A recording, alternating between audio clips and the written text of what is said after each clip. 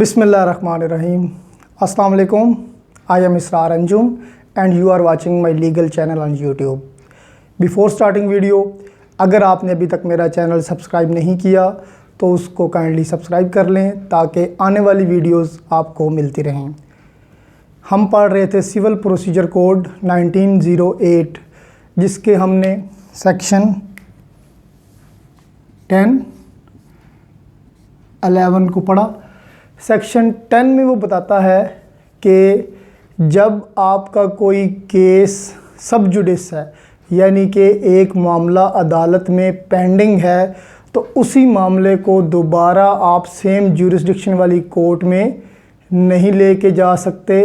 अगर आप लेके चले गए हैं तो आपका वो वाला सूट जो सब्सिक्वेंट सूट है, जो नया सूट है, वो स्टे हो जाएगा और जब तक पिछले केस का फ़ैसला नहीं आता तब तक वो स्टे रहेगा। जब फ़ैसला आ जाएगा देन वो सेक्शन 11 के तहत रेस जुडिकाटा हो जाएगा यानी कि वो वाला केस आपका डिसमिस हो जाएगा। इन दोनों सेक्शन का जो बेसिक पर्पस है वो यही है कि ज़्यादा से ज़्यादा लिटिगेशन को रोका जाए, लोगों को एनकरेज किया जाए कि वो अदालत के फ़ैसलों की रिस्पेक्ट करें और उनको एक्सेप्ट करें ताकि ना तो अदालत पे बर्डन पड़े और लोगों को इंसाफ भी मिलता रहे इंटरेस्ट ऑफ द स्टेट में। 10 और 11 को पढ़ने के बाद आज हम पढ़ेंगे सेक्शन 12। सेक्शन 12 2 पार्ट्स पे मुश्तमिल है। इसका जो पहला पार्ट है वो ये कहता है कि अगर एक बंदा उसको रोक दिया गया है कि वो किसी भी काज ऑफ एक्शन में, यानी कि एक बंदे को अगर लॉ ने रोक दिया है कि वो सेम काज ऑफ एक्शन में दोबारा सूट फाइल नहीं कर सकता तो वो नहीं कर सकता। ये इसका पार्ट 1 कहता है। आज जो हमारा बेसिक टॉपिक है वो सेक्शन 12 सब पार्ट 2 है। इसको अमूमी तौर पे कोर्ट लैंग्वेज में 12(2) की एप्लीकेशन भी कहा जाता है। हमने पढ़ा कि आप सब्सिक्वेंट सूट फाइल नहीं कर सकते, लेकिन जो सेक्शन 12 का पार्ट 2 है वो आपको बताता है कि अगर आपका जो डिसीजन है, जो डिक्री है, ऑर्डर है या जजमेंट है वो फ्रॉड, मिसरिप्रेजेंटेशन और वांट ऑफ जुरिस्डिक्शन के तहत अगर लिया गया है तो आप सिंपली जिस कोर्ट ने वो डिक्री पास की है, जिस कोर्ट ने वो ऑर्डर दिया है, जिस कोर्ट ने वो जजमेंट दी है, उसके अंदर सेक्शन 12(2) के तहत एक एप्लीकेशन फ़ाइल कर सकते हैं ताकि जो डिसीजन आपका फ्रॉड, मिसरिप्रेजेंटेशन और वांट ऑफ जुरिस्डिक्शन से लिया गया है वो डिसमिस हो सके। 3 चीज़ें इसमें आ जाएंगी जिनको आप ये कह सकते हैं कि grounds for filing application under section 12(2). तो ये कौन कौन से ग्राउंड्स होंगे जिनके तहत आप 12(2) की एप्लीकेशन फ़ाइल कर सकते हैं। सबसे पहला जो ग्राउंड आएगा आपके पास वो होगा फ्रॉड। अगर आपने फ्रॉड को तफसीली तौर पे पढ़ना है तो ये कंट्रैक्ट एक्ट के सेक्शन 17 में अवेलेबल है। यहाँ पे मैं इसका टच आपको दे दूँगा कि फ्रॉड में 2 चीज़ें आ जाती हैं। First one is active concealment of facts, कि कुछ ऐसे फैक्ट्स जिनको आप जानते हैं और आपने उनको छुपा दिया है और छुपाने के बाद आपने डिक्री हासिल कर ली है, तब आप सेक्शन 12(2) के तहत एप्लीकेशन फ़ाइल कर सकते हैं। दूसरी जो इसमें चीज़ आती है वो आती है अनट्रू स्टेटमेंट्स।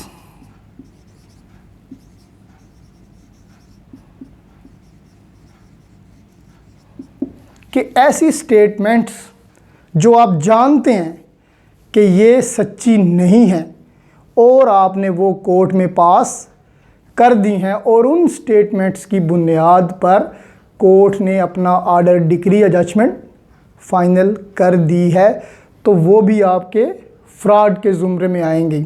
इनकी मैं आपको कुछ एग्जांपल्स दे देता हूँ।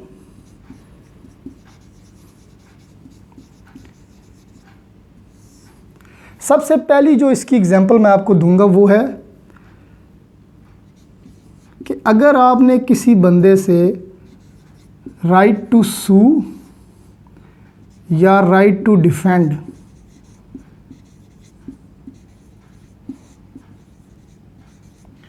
जानबूझ के आपने किसी बंदे से राइट टू सू छीन लिया है या राइट टू डिफेंड छीन लिया है। अब राइट टू सू आप कैसे छीन सकते हैं? फॉर एग्जांपल, एक प्रॉपर्टी है जो दो बंदों की मलकियत है, लेकिन आपने अकेले ही उस प्रॉपर्टी की पोजेशन और मलकियत ले ली है उस दूसरे बंदे को बताए बिना, तो आपने उससे राइट टू सू छीन लिया है फ्रॉड करके। दूसरी इसमें चीज़ आती है right to defend. Right to defend, हर बंदे का ये राइट बनता है कि वो अपने आप को डिफेंड करे कोर्ट में आके। अगर आपने एक प्लेंट फाइल की कोर्ट में और जिसके ख़िलाफ़ आपने प्लेंट फाइल की उसका एड्रेस आपने गलत लिख दिया जानबूझ के, यानी कि एक्टिव कंसीलमेंट की आपने और उसका एड्रेस गलत लिख दिया ताकि उसको नोटिस ना पहुंचे, ना उसको नोटिस मिले और कोर्ट जो है वो आपके हक़ में एक्स पार्टी डिक्री कर दे। तो ऐसी सूरत में भी एक्स पार्टी डिक्री जिसके ख़िलाफ़ डिक्री होगी वो सेक्शन 12(2) के तहत कोर्ट में एप्लीकेशन दे सकता है कि मेरे साथ फ्रॉड किया गया, मुझे तो नोटिस मिले ही नहीं, मेरा तो एड्रेस ही गलत है। तो ये होगी इसकी पहली एग्जांपल। इसकी एक और एग्जांपल हो सकती है फोर्जरी की, यानी जो डॉक्यूमेंट उस मुकदमे में इम्पोर्टेंट था आपने उसको फोर्ज कर लिया, उसको तब्दील कर लिया एक्टिव कंसीलमेंट ऑफ फैक्ट्स करके। और इसकी एग्जांपल हो सकती है डिफेक्टिव टाइटल।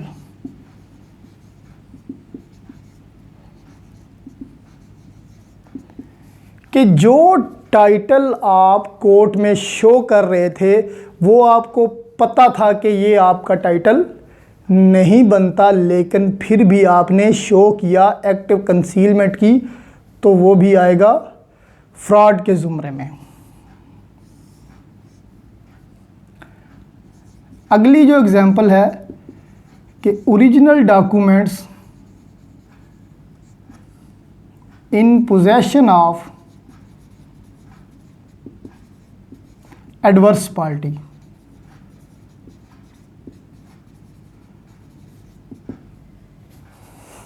जो ओरिजिनल डॉक्यूमेंट्स हैं वो एडवर्स पार्टी के पास थे, आपके पास फ़ोटोकॉपी थी और एडवर्स पार्टी ने वो ओरिजिनल डॉक्यूमेंट्स पेश नहीं किए।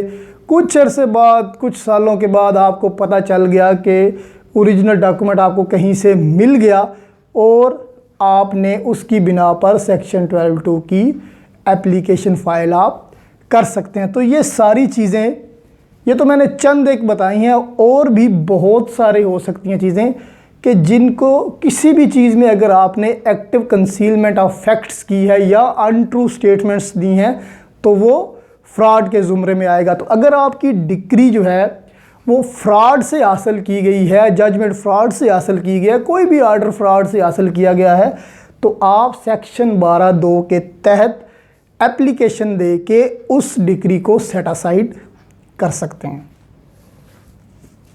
दूसरा जो इसका ग्राउंड है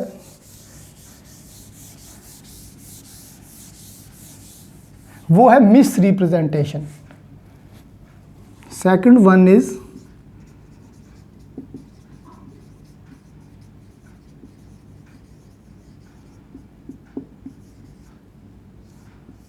मिस रिप्रेजेंटेशन। फ्रॉड में हमने पढ़ा कि आप एक चीज़ को जानते बूझते हुए अगर छुपा लेते हैं तो वो आपका फ्रॉड होगा, या आप एक अनट्रू स्टेटमेंट दे देते हैं, then it counts a fraud.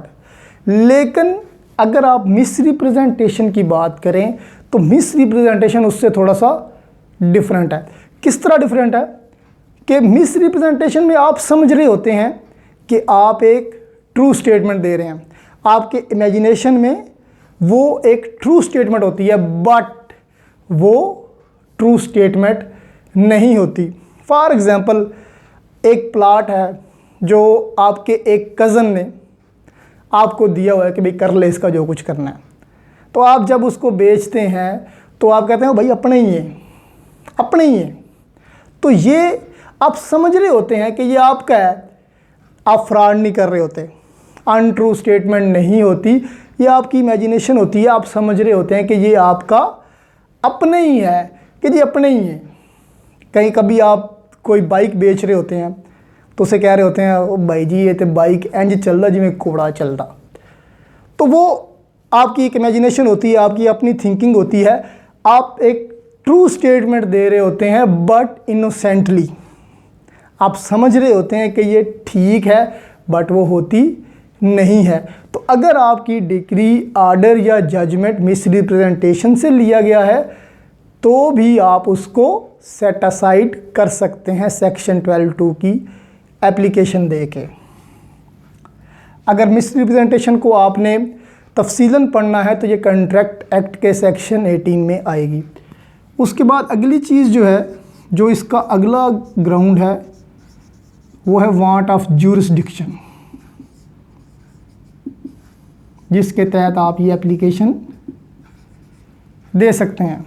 मुकदमा चला किसी भी कोर्ट में, डिक्री हो गया, उसके बाद आपको ये पता चला कि जिस कोर्ट ने ये डिसीजन दिया है उसकी तो टेरिटोरियल ज्यूरिसडिक्शन नहीं थी, उसकी तो पिक्यूनरी ज्यूरिसडिक्शन नहीं थी, तो उसने ये डिक्री पास कर दी। अब मैंने ये वर्ड यूज़ किया कि डिक्री होने के बाद जो वांट ऑफ ज्यूरिसडिक्शन का मामला है ना, वो आपने फर्स्ट स्टेप में लेना है कि जब भी आपके ख़िलाफ़ कोई केस हो, आप कोर्ट में जाते हैं तो जो first step as a defendant आपका होना चाहिए, आप कोर्ट को बताएं कि भाई ये आपकी ज्यूरिसडिक्शन नहीं है। अगर आप नहीं बताते तो सेक्शन 21 जो CPC का है वो कहता है कि अगर आप ज्यूरिसडिक्शन को फर्स्ट स्टेप में नहीं उठाते तो अगर कोर्ट पास कर देगी वो फैसला, तो वो फैसला क्या होगा, वैलिड होगा। लेकिन इसमें यह है कि आपको पूरे केस में पता ही नहीं चला कि जी इस कोर्ट की ज्यूरिसडिक्शन नहीं है, तब जाके जब डिक्री हो गया उसके बाद आपको याद आया, आपने उस पर सर्च किया तो पता चला कि उसकी तो ज्यूरिसडिक्शन नहीं थी, तब भी आप सेक्शन 12(2) की एप्लीकेशन दे सकते हैं। तो ये जो 3 ग्राउंड हैं, फ्रॉड, मिस रिप्रेजेंटेशन और वांट ऑफ ज्यूरिसडिक्शन, जब भी आप एप्लीकेशन देंगे 12(2) की, आपने अपने एविडेंसेस से ये तीनों चीज़ें साबित करनी है, तभी जाके आपकी जो डिक्री है वो सेट असाइड होगी। ये तो थे इसके ग्राउंड्स। अब हम इसके प्रोसीजर को थोड़ा सा देख लेते हैं कि इस एप्लीकेशन को फाइल करने का प्रोसीजर क्या होगा।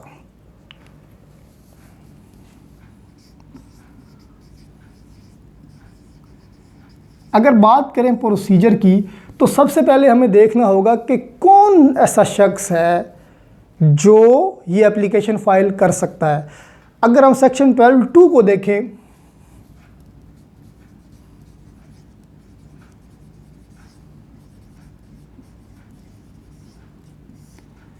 तो वो कहता है कि एनी पर्सन, जो बड़ी इंपॉर्टेंट चीज़ है,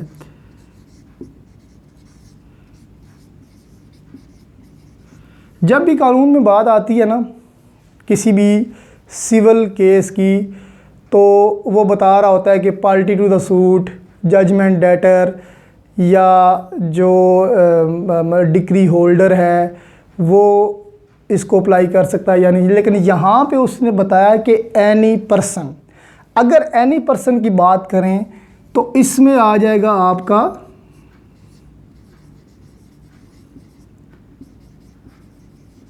जजमेंट डेटर भी, यानी कि जिसके खिलाफ फैसला हुआ है। दूसरा आ जाएगा डिक्री होल्डर। अब आप सोच रहे होंगे कि जिसके हक में फैसला हुआ है वो किस तरह 12(2) के तहत आ सकता है। अब जो डिक्री होल्डर है वो ये समझ रहा है कि उससे फ्रॉड हो गया है, उसने ज़्यादा की डिमांड की थी फैसले की, लेकिन फ्रॉड के तहत फैसला कम हुआ है, तो जो डिक्री होल्डर है वो भी 12(2) के तहत एप्लीकेशन दे सकता है। अगला जो इसमें आएगा एनी एग्रीव्ड पर्सन।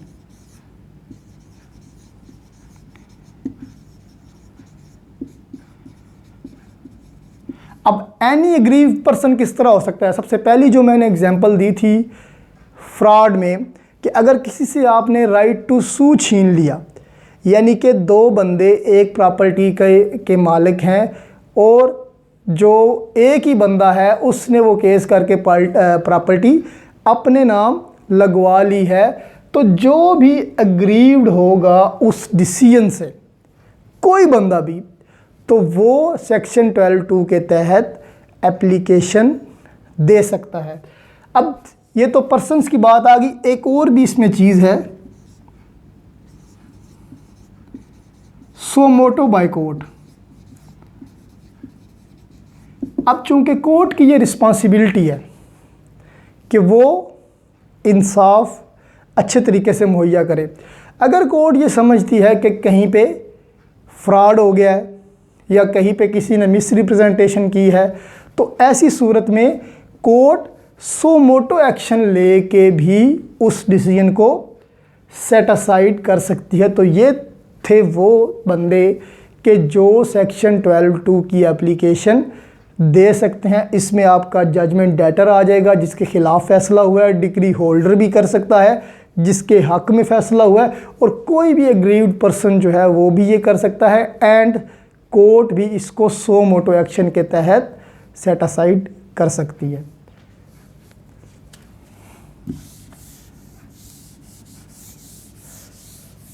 नेक्स्ट जो देखना है प्रोसीजर में वो है कि कोर्ट, कौन सी कोर्ट इसको एंटरटेन करेगी।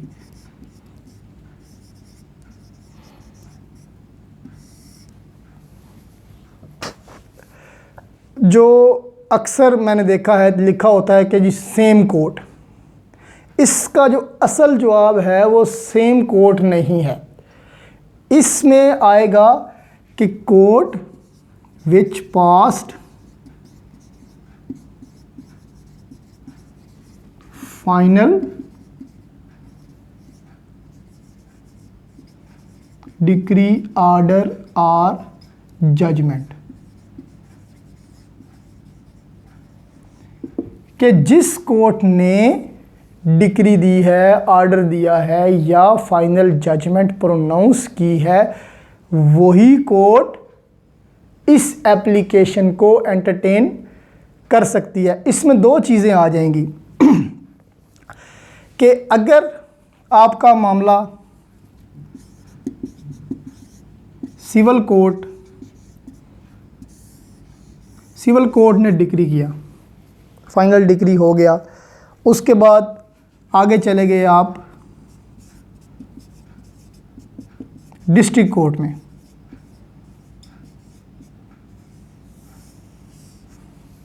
ये आपकी ओरिजिनल ज्यूरिसडिक्शन की कोर्ट है, यानी कि जहाँ पे आपने केस फाइल किया। ये आपकी एपीलेट ज्यूरिसडिक्शन की कोर्ट है जहाँ पे अपील फाइल हो रही है। अब सिविल कोर्ट ने डिक्री कर दी, आप चले गए डिस्ट्रिक्ट कोर्ट। अब डिस्ट्रिक्ट कोर्ट में अगर तो आपका जो मामला है ये डिस्ट्रिक्ट कोर्ट मैंने लिखा है, इसको समझा एपीलेट कोर्ट जाए, क्योंकि डिस्ट्रिक्ट कोर्ट के आगे हाई कोर्ट आएगा, हाई कोर्ट के आगे सुप्रीम कोर्ट आएगा। तो एपीलेट कोर्ट में अगर आपका जो केस है वो इनिशियल स्टेज में है, अगर आपका केस इनिशियल स्टेज में है और आपको पता चलता है कि कोई फ्रॉड, मिसरिप्रेजेंटेशन या वांट ऑफ ज्यूरिसडिक्शन हुई थी लोअर कोर्ट में, तो आप जो एप्लीकेशन है वो इस कोर्ट में फ़ाइल करेंगे। यानी कि अगर आपका एपीलेट कोर्ट में जो केस है वो इनिशियल स्टेज में है, देन आप यहाँ पे आ जाएंगे। लेकिन अगर एपीलेट कोर्ट जो है वो जजमेंट तक पहुँच चुकी है तो आप यहाँ पे एप्लीकेशन फ़ाइल करेंगे। तो लुब्बे लुबाब ये है कि जिस कोर्ट ने फाइनल डिग्री, आर्डर या जजमेंट पास किया है, वही कोर्ट सेक्शन 12(2) की एप्लीकेशन को इंटरटेन करेगी, उसके अलावा कोई कोर्ट उसको इंटरटेन नहीं करेगी। अगली जो इसमें चीज़ आती है वो है प्रेजेंटेशन ऑफ एविडेंस।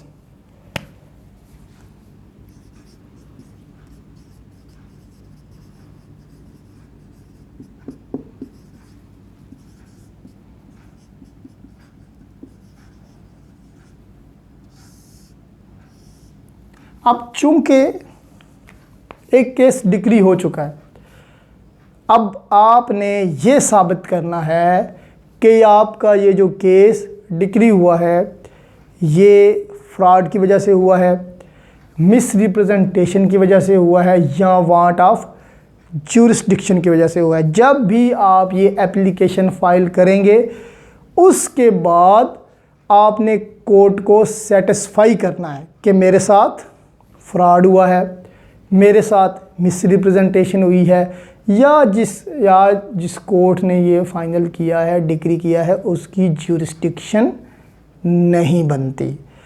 तो आपने एविडेंस देना है कोर्ट को, कोर्ट तब जाके दूसरी पार्टी को बुलाएगी और दोबारा से प्रोसीडिंग्स सुनेगी, फिर यह सेटिसाइड करेगी या उस डिक्री को वो कायम रखेगी।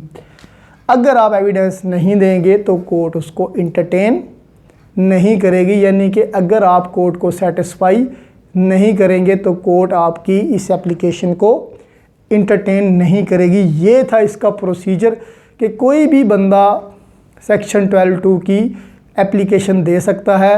वो उस कोर्ट में देगा जिस कोर्ट ने वो डिक्री, आर्डर या जजमेंट फाइनल किया है, और उसके बाद जब वो एप्लीकेशन देगा तो उसने उसके हक में एविडेंस भी देना होगा।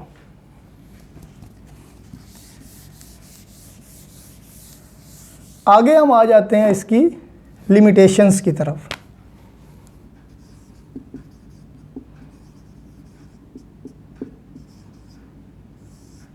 अमूमी तौर पे हर कॉज ऑफ एक्शन की एक लिमिटेशन होती है कि आप यहाँ से मतलब इतने अरसे तक अप्लाई कर सकते हैं, इतने अरसे तक प्लेंट फाइल कर सकते हैं। But in this case section 12(2) के केस में जब तक आपको फ्रॉड का, मिस रिप्रेजेंटेशन का या वांट ऑफ ज्यूरिसडिक्शन का पता नहीं चलता तब तक आप केस फाइल कर सकते हैं। जब आपको पता चल जाता है कि भाई फ्रॉड हुआ था, उसके बाद 3 साल की लिमिटेशन है, उससे पहले कोई लिमिटेशन नहीं है। जब भी आपको पता चलेगा आप ये एप्लीकेशन फाइल कर सकते हैं। तो दिस वाज आवर टॉपिक कि जो 12(2) की एप्लीकेशन है अंडर सेक्शन CPC, वो कौन एप्लीकेशन फ़ाइल कर सकता है, उसका प्रोसीजर क्या है और कौन कौन से ग्राउंड्स पे वो फ़ाइल हो सकती है। इसके ग्राउंड्स में आ जाता है fraud, active concealment of facts अगर आपने की, या अनट्रू स्टेटमेंट्स दी आपने, तो आप 12(2) की एप्लीकेशन दे के उस डिक्री को सेट असाइड करा सकते हैं। दूसरी चीज़ में मिस रिप्रेजेंटेशन आ जाती है। अगर आपके ख़िलाफ़ मिस रिप्रेजेंटेशन यूज़ हुई है तो भी आप सेक्शन 12(2) की एप्लीकेशन दे सकते हैं। और तीसरी चीज़ इसमें आ जाती है वांट ऑफ ज्यूरिसडिक्शन। अगर आपको पता चलता है कि जी कोर्ट की ज्यूरिसडिक्शन नहीं थी और उसने डिग्री पास कर दी, तो भी आप ये एप्लीकेशन दे सकते हैं। इसके प्रोसीजर में any person can apply, any person में आपका जजमेंट डेटर भी आ जाएगा, आपका डिग्री होल्डर भी आ जाएगा, एनी एग्रीड पर्सन भी आ जाएगा, और कोर्ट सो मोटो एक्शन से भी इसको सेट असाइड कर सकती है अगर उसे पता चलता है तो उस कोर्ट में आप करेंगे जिस कोर्ट ने फाइनल डिक्री, ऑर्डर या जजमेंट पास किया है। And the third one is कि आपने जब ये एप्लीकेशन देनी है तो आपने साथ में एविडेंस को भी प्रेजेंट करना है कि दीज आर माई एविडेंस कि मेरे साथ फ्रॉड हुआ है, मेरे साथ मिसरिप्रेजेंटेशन हुई है या वांट ऑफ ज्यूरिसडिक्शन वाला मामला है, तो तब जाके आपकी एप्लीकेशन अप्रूव होगी। अगर आप इसकी लिमिटेशन की बात करें तो लिमिटेशन इसमें नहीं है जब तक कि आपको पता नहीं चलता। हाँ, जब आपको पता चल जाता है कि फ्रॉड, मिसरिप्रेजेंटेशन या वांट ऑफ ज्यूरिसडिक्शन हुई है, उसके बाद 3 इयर्स की लिमिट है। तो दिस वाज आवर वीडियो। अगर आपको ये वीडियो पसंद आई हो तो इसको लाइक ज़रूर करें, मेरे चैनल को सब्सक्राइब करें। Thank you very much.